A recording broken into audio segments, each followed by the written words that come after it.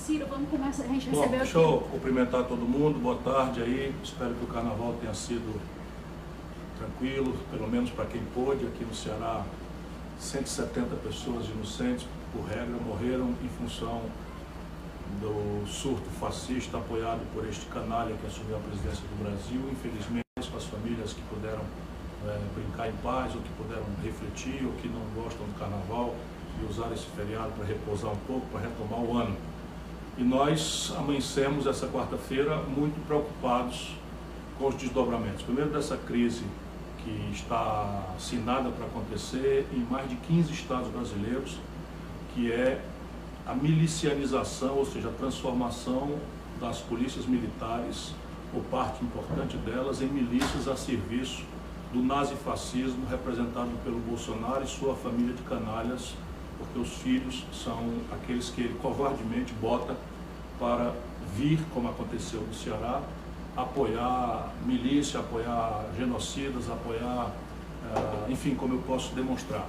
E essa declaração do Bolsonaro, ontem ainda, não é, nas suas redes sociais, mentindo para a população em cima de uma justa queixa que o nosso povo tem, com algumas deformações graves que há nos poderes do Brasil, no judiciário, no legislativo, e eu sou daqueles que não vou dourar a pílula.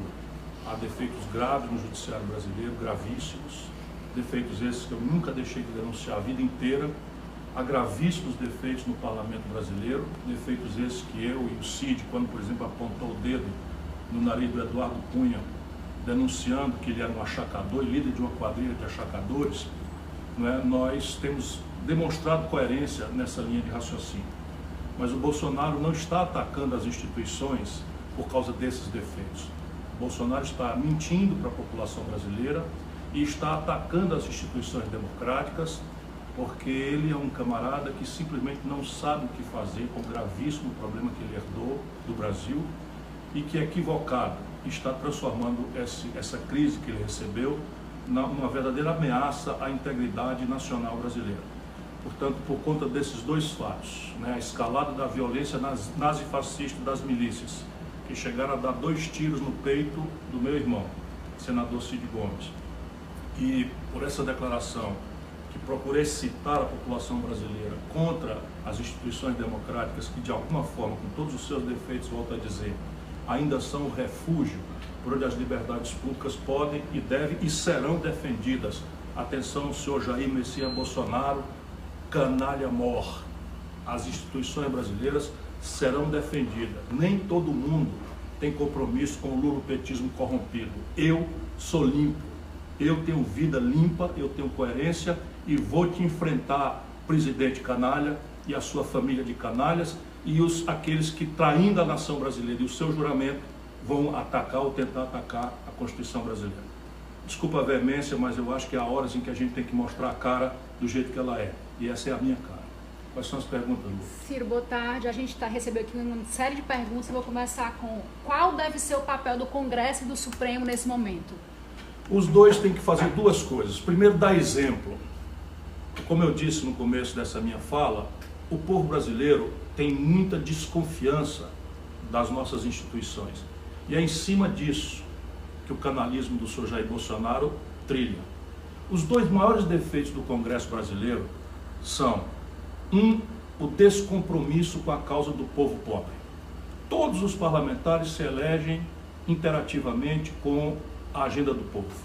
Mas, infelizmente, a regra tem sido no Brasil que maiorias, muito brevemente, logo na sequência da eleição, se formam para beneficiar aqueles que já são ultra ricos, ultra poderosos, em detrimento da esmagadora maioria do nosso povo de classe média e do povo trabalhador.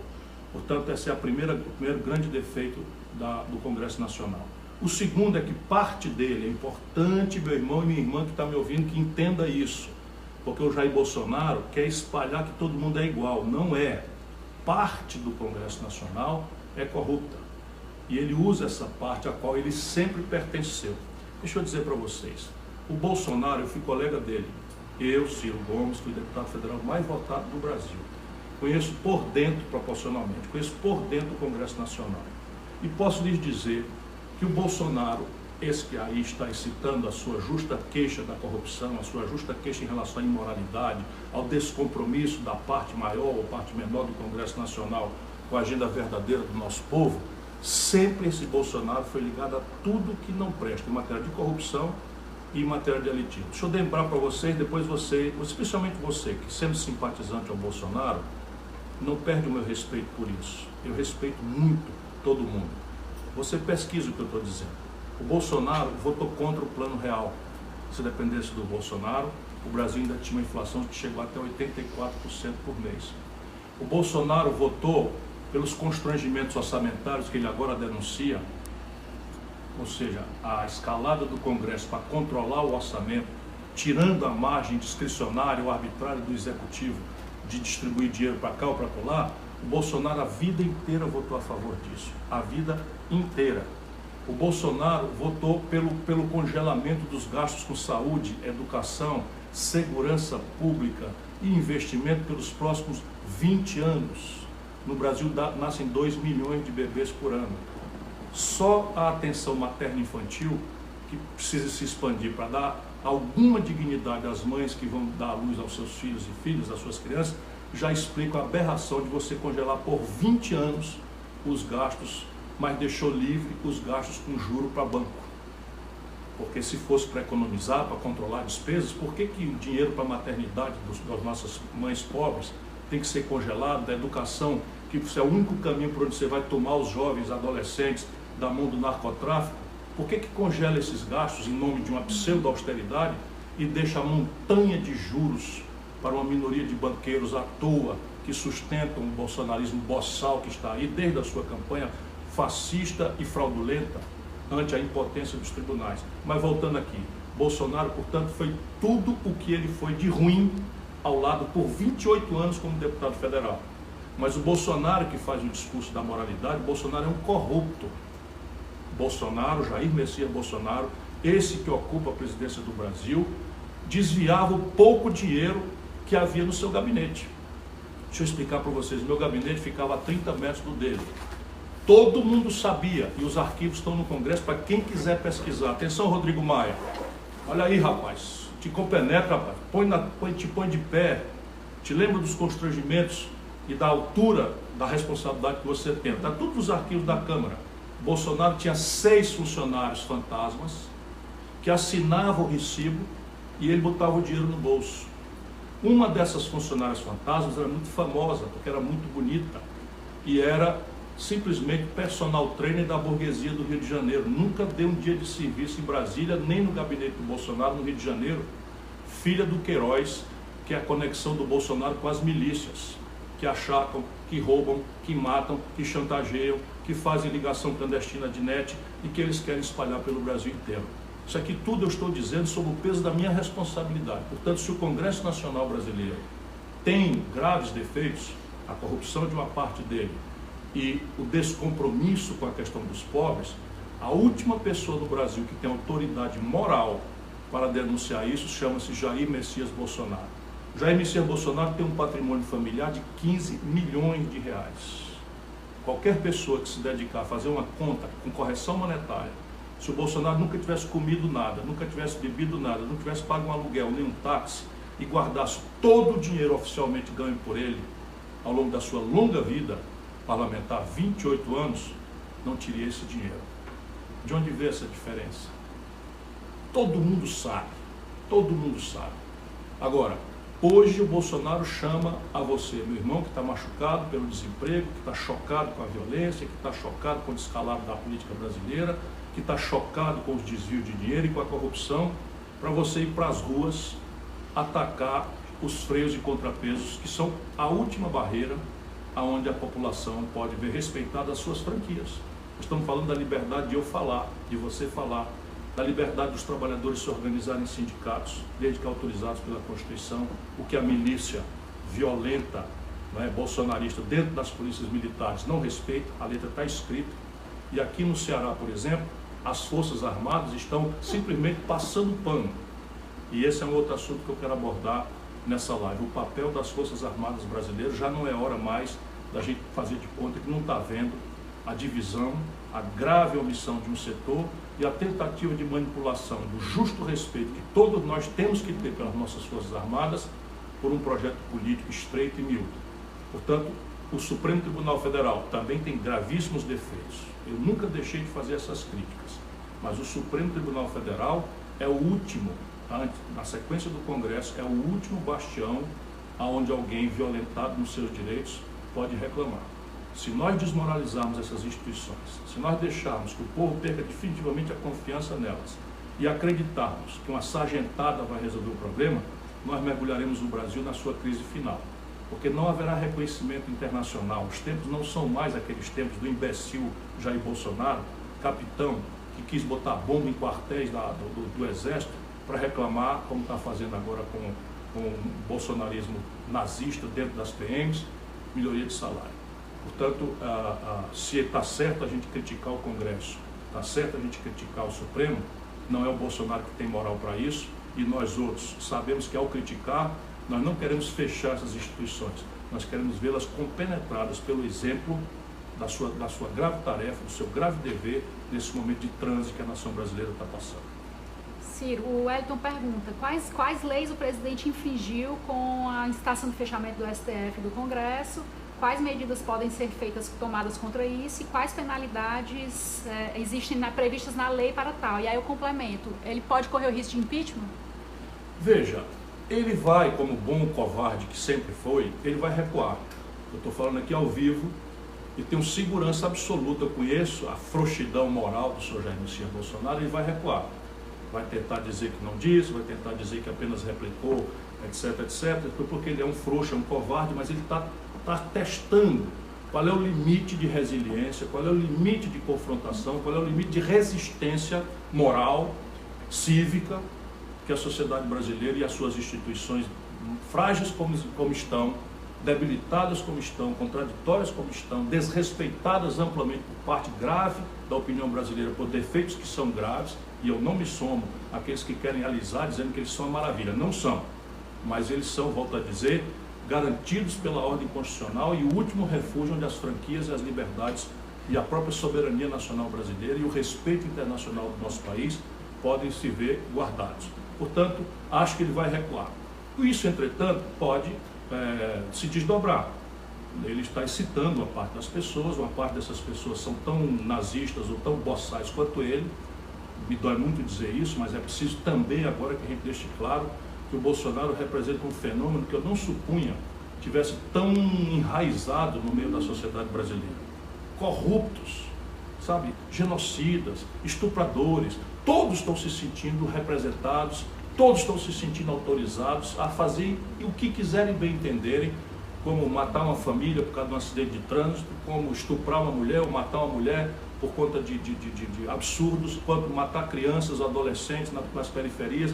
Enfim, é um momento grave como eu nunca vi na história brasileira. Mas o que é que ele fez, do ponto de vista legal? Ele confronta o artigo da Constituição Federal que considera crime de responsabilidade, aí não é negócio de pedalada fiscal, como forçar a mão para fazer o golpe em 16. Aqui está escrito, é crime de responsabilidade atentar contra o livre exercício dos poderes constituídos. Portanto, se o presidente da República, por exemplo, tivesse uma tese no Congresso Nacional, e ele não tem nenhuma, se ele tivesse uma grande questão em que a posição dele antagoniza com a maioria do Congresso, é absolutamente normal na democracia que o presidente da República fosse à televisão, convocasse um pronunciamento e esclarecesse à população qual é a contradição que há entre ele e uma maioria do Congresso, de maneira que a população informada pudesse pressionar legitimamente, por carta, por e-mail, por protesto, por passeata. Tudo isso é normal. Não é o que está acontecendo no Brasil.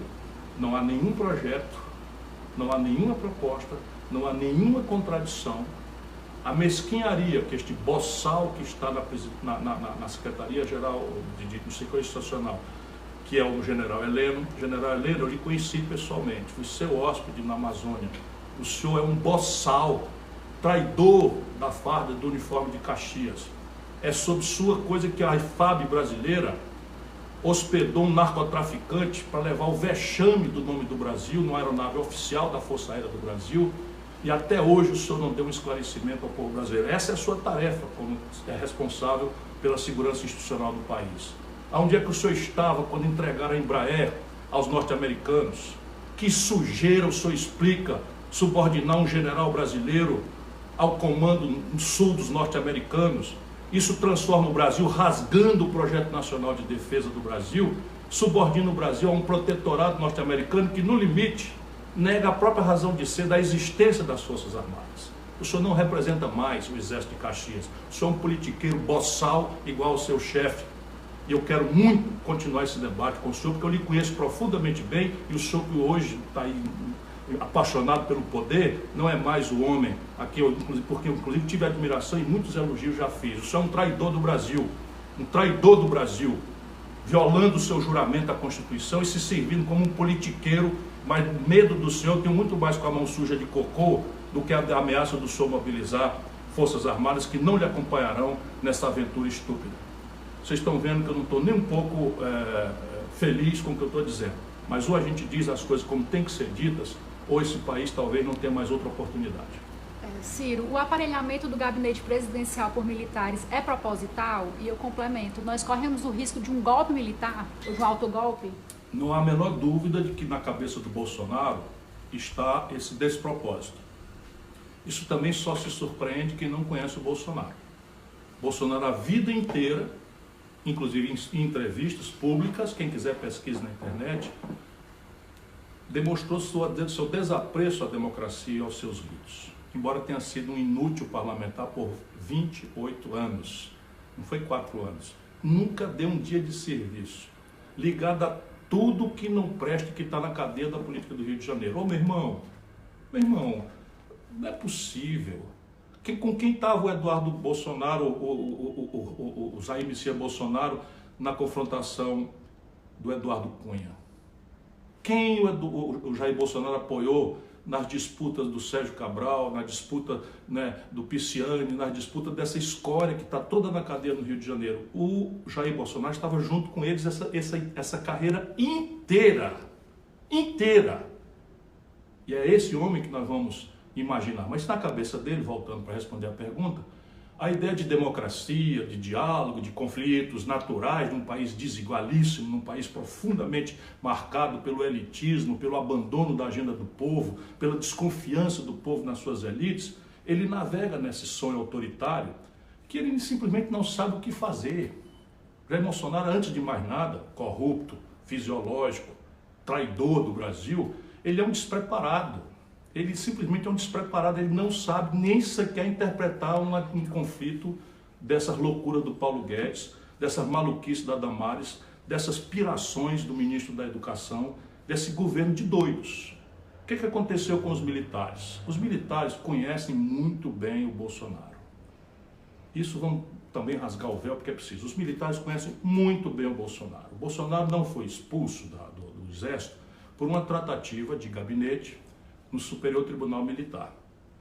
Ele sai e é aposentado desde os 33 anos. Esse que tomou a aposentadoria do povo brasileiro é aposentado como capitão do Exército com 30 anos, pouco mais de 30 anos, com uma pensão de capitão. Em seguida, na véspera de assumir a presidência da República, requereu a aposentadoria de deputado. Esse aí que fala decência. Eu falo isso porque eu, Ciro Gomes, tinha direito à pensão de deputado, à pensão de prefeito, à pensão de governador, que me daria aí uns R$86 mil por mês. Eu renunciei às 3, nunca aceitei receber. O Bolsonaro requereu a aposentadoria minutos antes de propor, quer dizer, meses antes de propor a aposentadoria, o fim da aposentadoria dos pobres brasileiros. Esse cidadão, este vagabundo que quer se fazer respeitado e que eu não respeito mais, como todo mundo está vendo. Até aqui eu estava muito tranquilo, não quero me somar, volto a dizer, ao lulopetismo que corrompeu o Brasil, predispôs o Brasil a essa aventura institucional, mas agora não dá mais. Passou de qualquer limite do razoável o cidadão ficar apoiando milícias em insurgência nazifascista, nas polícias militares, defendendo, como ele próprio, este canalha fez, não é, como ato legítimo, aqueles 2 tiros que quase matam o meu irmão, um senador da República desarmado, que estava enfrentando com as armas que tinha, da sua coragem moral, que o Bolsonaro não sabe o que é, esse motim de fascistas que estava simplesmente levando ao terror a nossa cidade. Pois bem, não acredito em golpe militar. não acredito, embora na cabeça do Bolsonaro esteja isso. Ele se cercou para dar um sinal para o povo brasileiro de coesão das Forças Armadas com ele, mas eu conheço, ou pelo menos eu imagino que conheço, eu tenho todas as medalhas e comendas mais importantes das Forças Armadas brasileiras. Me honra muito isso. Eu tenho da medalha do pacificador até aquela que me deu por primeiro a gloriosa Força Aérea Brasileira do Brigadeiro Eduardo Gomes. Me deu quando eu era oposição ao governo Collor, e a Força Aérea Brasileira me deu essa medalha por primeiro. Depois fui colecionando, para minha honra, trabalhei muito com as Forças Armadas e tenho por elas grande respeito e afirmo ao povo brasileiro: é preciso que a gente respeite e ame as Forças Armadas brasileiras. Sem elas, nós não temos como exercitar a força dissuasória que afirma a nossa soberania nacional. Isso é uma coisa. Outra coisa é meia dúzia de politiqueiros, alguns de boa fé, outros simplesmente vendidos, como é o caso do general Heleno, que ficam frequentando esse elemento. Primeiro precisamos mostrar para eles o seguinte: se houver esse tipo de coisa, nós vamos reagir e eles vão ter que apontar os seus fuzis para os nacionais brasileiros. Eu quero ver se eles vão fazer isso. Não é da tradição de Caxias. Ciro, Natan pergunta: uma frente ampla pelo impeachment é possível? Como viabilizar a mobilização entre parlamentares, partidos, militância e povo? Eu vou calcular com muito equilíbrio e serenidade, não é, que tipo de reação nós temos que ter daqui para frente. Eu, francamente, não cultivo a ideia de você resolver crise de governo com a pressa do impeachment. Compreendo com a minha alma, talvez a mais indignada nesse momento, como eu não quero esconder, seja a minha alma. Eu estou completamente, porque eu tive um irmão querido, não é, que levou 2 tiros, porque foi chamado por milhares de pessoas que estavam desesperadas pelo terror que se generalizou na nossa cidade. E ele, como não é um político de gabinete, foi para lá, fez uma das coisas mais lindas que eu já vi alguém fazer da política. Em vez de ir para a Câmara, para o Senado fazer um discurso, ou fazer lacração na internet, ele desceu lá, juntou a população, distribuiu camisetas, restaurou a ordem na cidade, fez o comércio abrir de novo as portas em paz, as escolas abrindo para as crianças estudarem, para os foliões se prepararem para o carnaval, e em seguida os amotinados se homiziaram e ele foi lá, falou muito tempo, levou um soco no rosto, e aí fez o que qualquer pessoa que não seja valente de goela tem que fazer. Pegou uma retroescavadeira, é engraçado agora que ele escapou, e avançou para derrubar um portão. Todo mundo viu, a perícia está clara, derrubou o portão para poder fazer a sociedade poder entrar ali e acabar com aquele, sufocar aquele motim de fascistas que todo mundo está vendo, nazistas armados, covardes, frouxos, tudo de máscara. E aí levou 8 tiros. 2 pegaram no peito dele, quase perto do coração. No mesmo dia, o atual presidente da República do Brasil, junto com esse vagabundo, que é o ministro Onyx Lorenzetti, pilantra, que eu conheço de longa data também, né, foram defender a aberração como se legítima defesa fosse dos fascistas, dos bandidos encapuzados que estavam aterrorizando uma cidade. Infelizmente, daqui para frente nós vamos nos transformar no terror do senhor Jair Messias Bolsonaro. Impeachment não é solução para governo ruim. Impeachment é quando se comete crime de responsabilidade dolosamente. Como eu disse a vocês, ele está confrontando o artigo da Constituição que desenha, que descreve o crime de responsabilidade. Vamos ver o que as instituições que ele quer fechar vão fazer. Ciro, Lucas pergunta: você acredita que os políticos do centro estão com medo de assumir posição contra o Bolsonaro? Os políticos brasileiros, além desse defeito grave que eu disse do elitismo e da corrupção de parte importante, os políticos brasileiros também têm essa característica de uma extensa covardia, mas não são de centro, não.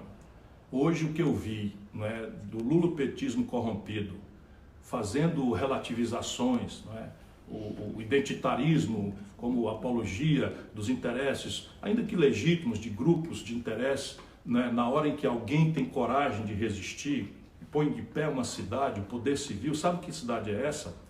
E não é por acaso que ela foi escolhida. Vá na internet e pesquise qual é o melhor índice de educação do ensino básico do Brasil. Você vai encontrar Sobral, uma cidade pobre do interior do Nordeste. Vá na internet e veja qual é o índice de mortalidade infantil. menor do Brasil, igual a países da Europa mais ricos, muito melhor do que os Estados Unidos. Vai encontrar Sobral, veja na internet. Vá na internet e veja a proporção de estudantes universitários em proporção da população. A nossa cidade, Sobral, tem mais de 22 mil estudantes universitários numa população de 200 mil habitantes. Vá ver qual é o estado que conseguiu reverter o processo de desindustrialização do Brasil e a proporção de trabalhadores industriais. Aí vai encontrar Sobral no interior do Nordeste brasileiro. Por isso é que foi escolhida. Estavam lá assessores desta maluca, desonesta, picareta que se chama Damares, estavam lá em Sobral. Uma major ligada ao PSL do Rio de Janeiro, a tudo que não presta das milícias, do contrabando, do crime organizado, estava lá, estava aqui, só estava aqui no Ceará, onde eu estou aqui em Fortaleza. Enfim, e tudo isso representa, né, um comportamento omisso, covarde de parte dos políticos. Mal sabem eles que quando a gente começa a fazer esse tipo de elegância, esse tipo de moderação, o que se está fazendo é rasgar a Constituição e destruir a democracia e as liberdades. Ciro, Gustavo pergunta, quando é que a esquerda vai sair a oposição vai sair da inércia e articular com o centro e a direita pensante para realmente assumir um protagonismo que atravesse as bolas ideológicas? Não é temerário convocar a população para manifestações, uma vez que os ânimos estão acirrados e 99% das forças de segurança estão alinhadas ao bolsonarismo? Eu não gostaria de ver nenhum brasileiro se precipitar nem correr os riscos que nós estamos correndo por dever. Nós temos um risco a correr porque é uma inerência da nossa vocação e da nossa fidelidade ao nosso povo. Sabe o que é que nós tivemos de votos aqui na última eleição? O nosso governador foi o governador mais votado do Brasil, proporcionalmente não tirou 80% dos votos. Sabe quem foi o senador mais votado do Brasil? 80% dos votos, o Cid Gomes, esse que levou 2 tiros e que o Bolsonaro e sua quadrilha de filhos bandidos defendeu, junto com esse Onyx Lorenzoni, que é outro vagabundo, pilantra, que eu também conheço de longa data. Pois bem, nós estamos fazendo a nossa parte. Se protejam, não defendo para ninguém que corra esses riscos, mas é preciso sair do computador, é preciso agir, é preciso estabelecer redes, estabelecer conexões, para que a gente se prepare, mais do que isso, para que a gente demonstre a Brasília que não será assim tão fácil para eles violentar a Constituição e reinstalar um período autoritário no nosso país. O pessoal está perguntando aqui sobre o general Santos Cruz, se o senhor acha que ele tem algum valor cívico e ético. O fato dele ter saído do governo é um indicativo importante de que ele tem limites éticos, sim. Eu discordo muito, não é, dessa coisa de você supervalorizar a tutela militar sobre uma nação de 210 milhões de habitantes. Os militares têm um papel essencial, como eu já disse. Nunca ninguém me viu nem verá, né, desrespeitar a institucionalidade das Forças Armadas do país. Mas não é possível fazer de conta que o general Brilhante Ustra, um torturador bárbaro, que usava ratos para morder a vagina de pessoas, de senhoras indefesas, possa ser uma pessoa defensável. E no Brasil nós passamos pano muito, alisamos muito, e talvez tenha sido o grande erro dos democratas brasileiros, foi não fazer uma faxina conceitual, histórica, inclusive para registrar os graves erros de uma certa esquerda também, que também cometeu seus erros e segue cometendo erros graves, para que o povo brasileiro possa trabalhar, possa produzir, possa estudar, possa amar, possa circular nas ruas em paz. Isso é o que faz uma nação madura e civilizada. Isto dito, eu respeito o general Santos Cruz, porque ele, inclusive, neste episódio agora, ele denunciou não propriamente a impertinência da convocação, mas a manipulação de generais fardados, general Mourão fardado. O general Mourão não usa mais farda, o general Mourão é vice-presidente da República. O general Heleno não usa mais farda, inclusive está senil, para além de desonesto e picareta que virou, está senil. O general Vilas Boas está doente, muito doente, é uma pessoa por quem eu também tenho respeito, mais do que isso, afeição. General Vilas Boas, o senhor lembra, nós tivemos uma boa conversa na sua casa, a seu convite. Não é possível que aquilo tudo que nós conversamos e que eu ouvi do senhor não tenha a dignidade, não é, em nome do Brasil, da unidade da nossa nação, de ponderar dentro desse governo de loucos que o senhor infelizmente integra, já com a saúde muito debilitada. Espero muito que Deus lhe proteja e que possa viver com o máximo de dignidade até o último dos seus dias, que eu espero que sejam longos. Mas enfim, botaram também com farda nessa convocação. Ou seja, o que o general Santos Cruz está fazendo é o que um homem digno faz. Olha, espera um pouco. As Forças Armadas são instituição permanente. Elas são o escalão avançado da proteção e da defesa da nação. Elas não têm nem podem ser utilizadas ou manipuladas a serviço de governos, de crise de governo, de conjuntura de governo, de concepções de governo. Isso é o mundanismo do dia a dia. Porque se amanhã se transforma, né, a polícia militar num partido político, se transforma o exército num partido político, se começa a se aceitar que garotos de 20 anos, que ganham no Ceará R$ 4.500 para começar com 20 anos de idade, enquanto em São Paulo pagam R$ 3.180 para o mesmo garoto de 20 anos começar como PM, está valendo também para o recruta do Exército? Isso é uma coisa que tem que se fazer a pergunta, por que vale para um jovem amotinado cearense, que ele está fazendo uma coisa digna, defendendo o seu justo interesse por um salário melhor, ganhando R$ 4.500 para começar a vida, para começar, podendo incrementar em mais 60% de gratificação. Eu não estou dizendo que é muito dinheiro, não. A vida é dura, a vida é difícil. E a minha vida é dedicada a ajudar os trabalhadores a melhorar a sua condição. Agora a pergunta é outra. É razoável que um estado pobre como o Ceará seja obrigado a pagar mais do que R$ 4.500, enquanto São Paulo paga R$ 3.180? Ou ainda mais, é razoável que, não podendo pagar, o policial armado infernize a vida da comunidade, promova 180 homicídios, que é a conta que está aí de sangue, enquanto a garantia da lei e da ordem aqui faz de conta que não tem nada a ver com isso? É razoável? Por que os recrutas das Forças Armadas não podem fazer também? Vou fazer uma pergunta aqui de novo. Por que os recrutas das Forças Armadas brasileiras, da Força Aérea, da nossa Marinha, da nossa Aeronáutica, da Força Aérea, do nosso Exército Glorioso de Caxias, por que eles não podem também? Por que eles não se juntam agora aos amotinados, com fuzis? Por que não põem em Fortaleza sob sítio para exigir ganhar um mínimo de dignidade? É isso, senhores generais, que os senhores querem para o país? É isso que os senhores querem defender de um líder deslocado que os senhores estão aceitando, que avance na direção de militarizar o governo inteiro para fazer de conta para a população, que são as Forças Armadas, que estão governando nesse momento de desatino, irresponsabilidade e canalice que governa o Brasil de hoje? É isso?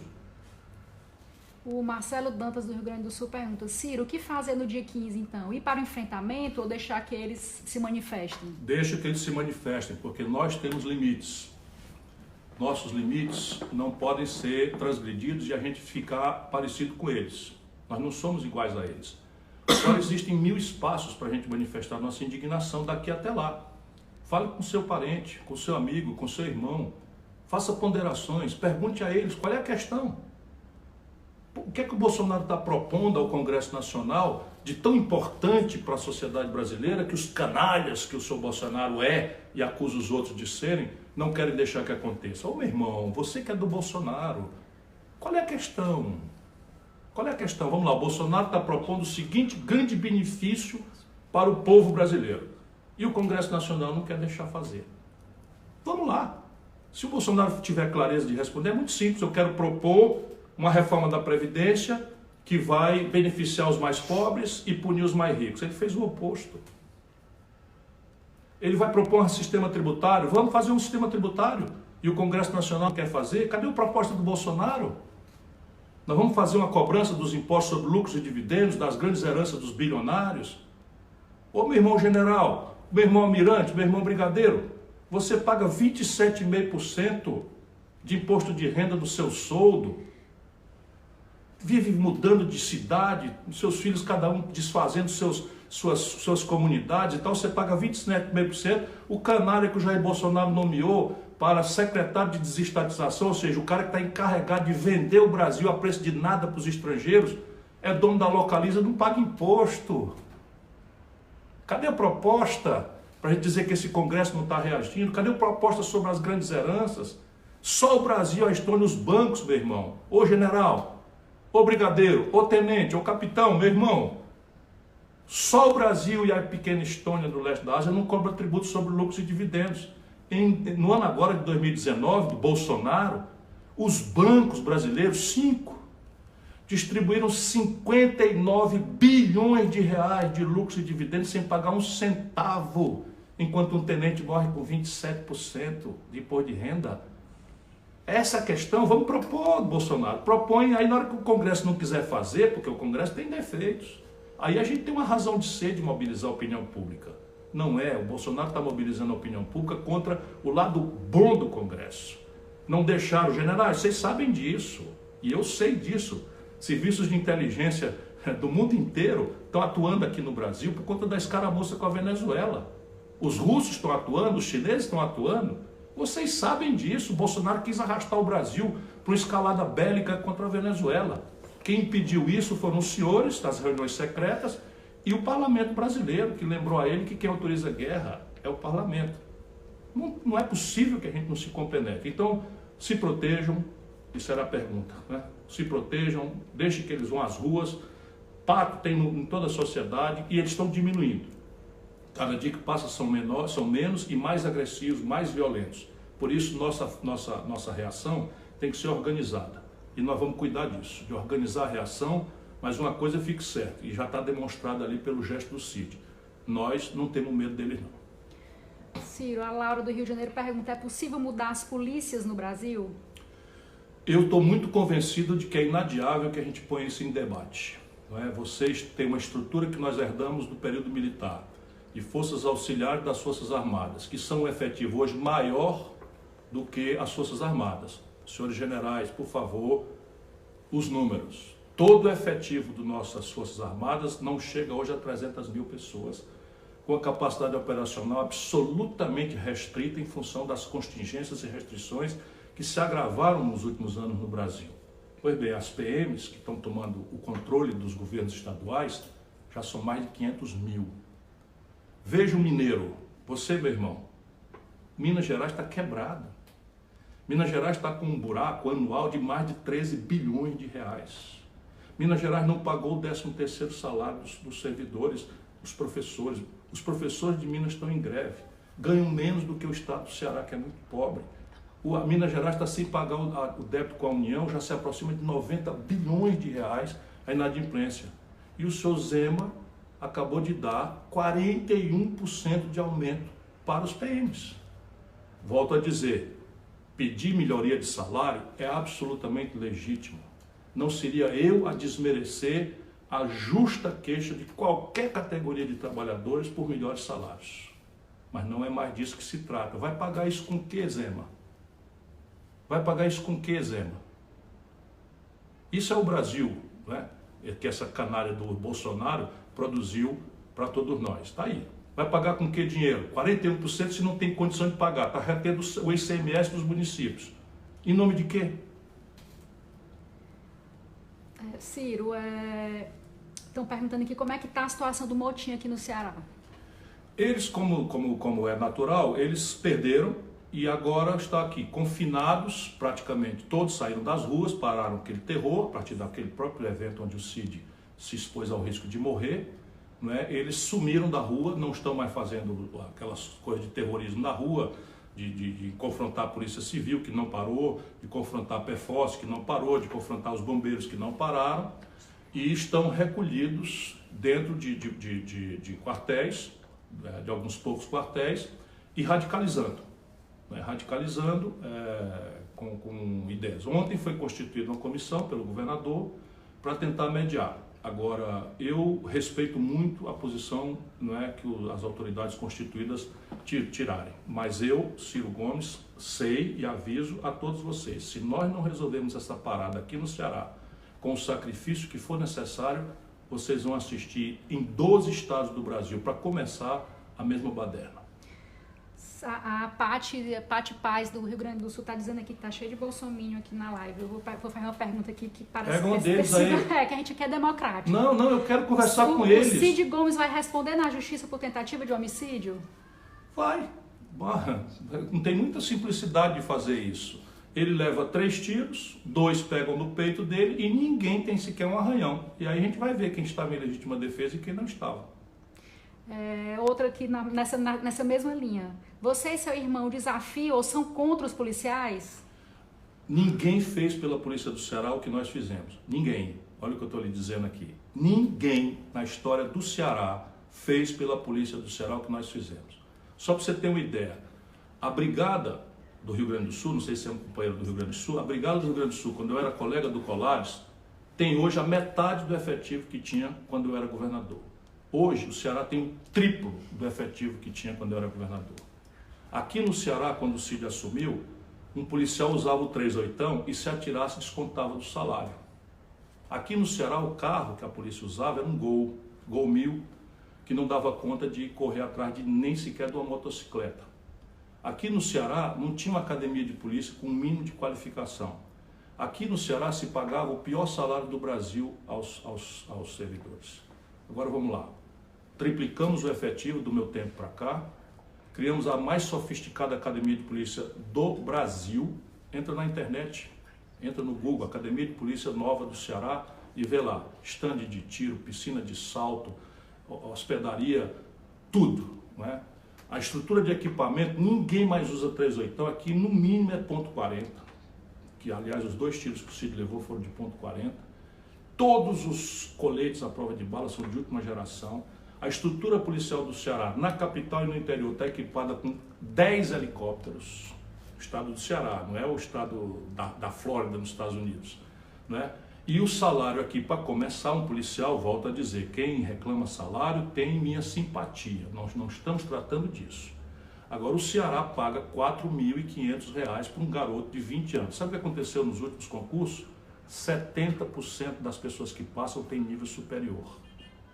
E, portanto, graves problemas de aptidão para ser polícia. Agora, como é que a gente faz? Vamos defender que não seja... Estão ganhando, né? 70% ganham as vagas com nível superior. Então, se alguém no Brasil tiver feito pela polícia do Ceará o que nós fizemos, o que o Camilo Santana, atual governador, fez, me desafie. Entra aí na live agora.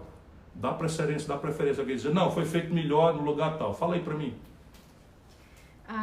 Isaura, vamos aqui para as últimas 2 perguntas. Agora, meu irmão, a questão não é essa. A questão é a seguinte, na Constituição está escrito com S's e R's e T's e C cedilhas, sem nenhuma dúvida. E o Supremo Tribunal Federal já interpretou isso, e o Tribunal de Justiça do Ceará já interpretou isso, e o Ministério Público já interpretou isso. É proibida a greve, o motim de pessoas armadas em praça pública. Por quê? Porque o mecanismo aqui é a defesa da vida da população. Não existe valor maior, ainda que a justeza de pedir salário seja de todos nós simpática, não existe valor maior do que a vida das pessoas. 200 quase perderam a vida aqui no Ceará.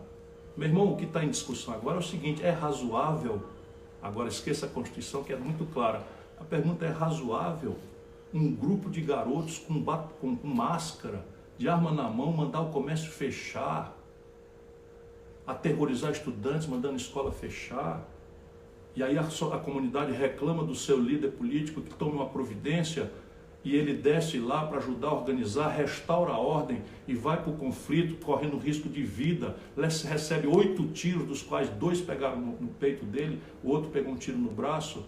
É razoável nesse país estar doente ainda pensar que alguma razão há? Você está doente, meu irmão, se você pensa isso. Vamos aqui para as 2 últimas perguntas, Ciro. O Lindomar do Mato Grosso do Sul diz, fale do Paulo Guedes, ele tem ódio ou nojo dos mais pobres? O Paulo Guedes tem nojo dos mais pobres. O Paulo Guedes, o problema dele é essa disfuncionalidade da elite brasileira. O Paulo Guedes é um garoto que saiu para os Estados Unidos muito jovem, estudou em Chicago, parou de ler nos anos 80, quando voltou para cá, virou um mané ganhão de dinheiro, de muito dinheiro. Parte desse monte de dinheiro que ele ganhou foi manipulando, né, mecanismos na fronteira da lei de especulação financeira com dinheiro público, fundos de pensão, que são dinheiros para público, para estatais, e de repente tomou-se, não é, de vaidade de tomar conta da economia brasileira. Parou de ler em 1980. Não há um único professor do Paulo Guedes que explique essa maluquice que ele está aplicando no Brasil. Ele ainda é o núcleo, vamos dizer, racional do governo, que você pelo menos sabe qual é a qualificação e o erro grave, técnico, estratégico. Mas veja bem, eu era ministro da Fazenda, tinha 5 secretários, que é o vice-ministro. O Guedes, para fazer racionalidade e tal, enxugou os ministérios e tal. Agora o Ministério da Fazenda, que eu ocupei, que ele ocupa, tem 21 vice-ministros. Percebe? Isso é austeridade. Então é no lombo do povo, é no pobre, é no filho. O que é que ele fez para... Sabe o que o Paulo Guedes fez recentemente? Ô, senhores generais, eu estou preocupado com a sua percepção, que os senhores todos serão responsabilizados por esse tipo de coisa. Agora, sem conversar com ninguém, mas evidentemente alguém ganhou muito dinheiro, O Guedes, numa hora de pindaíba, falta dinheiro para tudo, o Guedes aumentou de 500 para $1.000 a cota que o turista rico pode comprar nas free shop de chegada no Brasil. Só o Brasil tem free shop de chegada, porque free shop é para estimular a exportação. Pois bem, os ricos que têm uma sobra de depois da viagem, $1.000, era 500, agora é $1.000 para não pagar imposto. Quem foi que pediu isso? No mínimo, essa empresa que é monopolista duplicou o faturamento. E o Brasil abriu mão do imposto. O dono da Localiza tem 60% do seu faturamento vendendo o carro que ele comprou com compra direta, porque é locadora de veículo, e virou a revendedora de veículos sem pagar imposto. E é o secretário de desestatização do Guedes. Então essa é a ideologia desses caras. É todo o privilégio aos barões, a qual eles pertencem, ao qual vão voltar, o Guedes já vai sair. Não é? E rola em cima do povo, cacete em cima do povo, pancada em cima do povo. Ciro, vamos para a última aqui. A Isaura de Pernambuco diz: Ciro, estamos todos assustados, o Brasil está triste, não vemos muitas saídas, desemprego, violência. Nos dê uma palavra de coragem, uma palavra de esperança. Esse país, minha irmã, é um país extraordinário. Isso é só um mau momento, é um péssimo momento, é um momento dificílimo, mas eu tenho uma certa vivência pelo estrangeiro, faço palestras, participo de seminários, e as pessoas lá fora estão chocadas como é que um país como o nosso, com o potencial humano, o potencial físico que nós temos, está vivendo um momento tão trágico, tão desagradável. E a razão disso não é física, nem humana, a razão dessa é política. E isso, se a gente lutar, como eu estou fazendo hoje aqui, até meio emocionado, enfim, meu irmão levou 2 tiros no peito, rapaz, nasceu de novo, Deus é grande e o protegeu. E eu estou falando tudo isso aqui porque ele é só um exemplo. Ele é só um exemplo dessa degradação que está acontecendo no Brasil. Mas um país que tem petróleo sobrando, um país que tem biodiversidade como nenhum outro, água potável, um país que tem reservas minerais como raros países do mundo têm, um país que tem a fronteira agrícola por explorar que o Brasil tem, um país que tem um povo a quem se dando oportunidade, já provou, olha que lindeza o carnaval, uma festa popular em que as pessoas se organizam, vão às ruas de forma, fazem um belíssima, enfim, nós temos tudo. O momento brasileiro é trágico porque nós tivemos o quê? O ideário progressista foi corrompido pelo lulopetismo, que destruiu a economia e corrompeu na cabeça do povo a credibilidade, a respeitabilidade das forças progressistas, e isso permitiu que o bolsonarismo boçal, né, usasse esse lulopetismo como plataforma para implantar isso daí.